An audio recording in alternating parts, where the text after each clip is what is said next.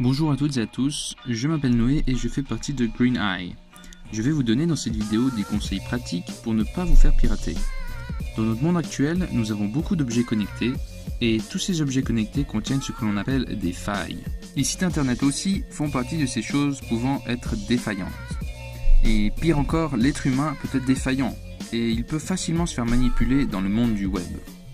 Il existe des personnes malveillantes utilisant ces failles pour se faire de l'argent ou bien par soif de pouvoir. Il est vraiment important de savoir comment se protéger au mieux face à elles. Ces personnes malveillantes pourraient être capables de prendre le contrôle de votre ordinateur, d'accéder à un site web sans en avoir les droits de base, voler votre mot de passe, ou encore accéder à votre caméra, etc. Il y aura encore plein d'exemples.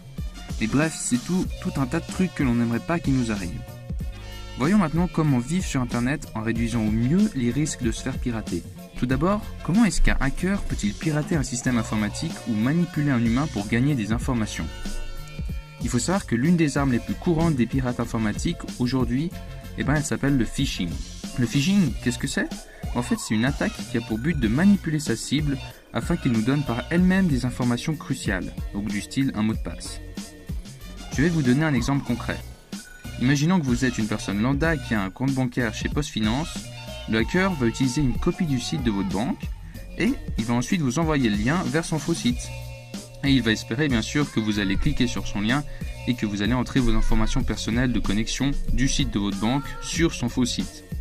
Et donc ainsi, il pourra récupérer votre identifiant et votre mot de passe. Et ensuite, il pourra se connecter au vrai site de votre banque pour accéder à votre compte bancaire et donc vous voler de l'argent.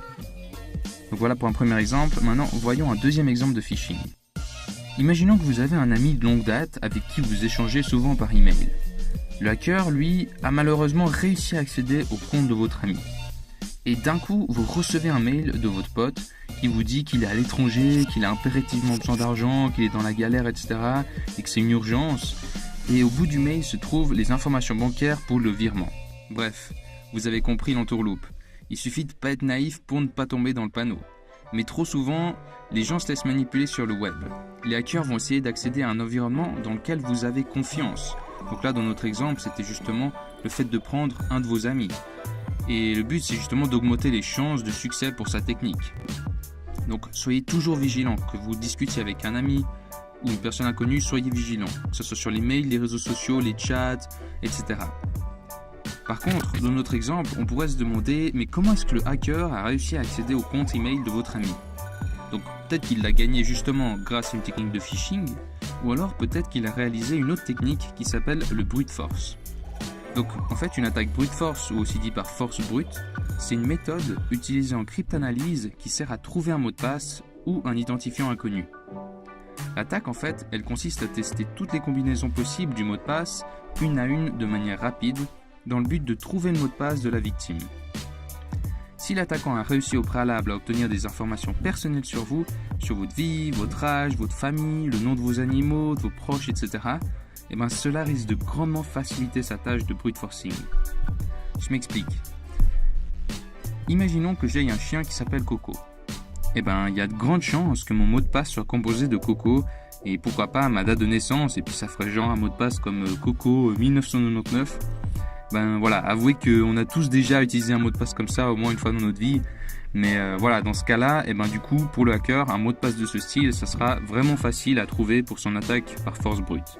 C'est donc ainsi que je vous conseille d'utiliser des mots de passe complexes sur le web. Il est très important d'utiliser des mots de passe différents pour chaque plateforme. Choisissez un mot de passe qui n'est pas lié à votre identité personnelle ou à votre vie en général. Utilisez un mot de passe d'au moins 12 caractères et utilisez des caractères spéciaux, c'est très important. Donc vous pouvez par exemple prendre une phrase que vous allez décortiquer en prenant la première lettre de chaque mot et ensuite ajouter des caractères spéciaux comme le point d'exclamation, le point d'interrogation, le pourcent, l'étoile, etc. Là on pourrait prendre par exemple, une phrase toute bidon. On va prendre « Il ne faut pas pousser mémé dans les orties parce que les orties ça pique ». Du coup, au mot de passe, ça donnerait quoi ? En fait, on va prendre les premières lettres de chaque mot et ça nous donnerait cette suite de caractères.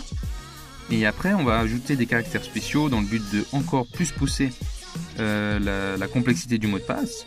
Et voilà, là, on a un mot de passe vraiment, de quoi donner énormément de travail à un hacker qui souhaiterait brute forcer ce mot de passe.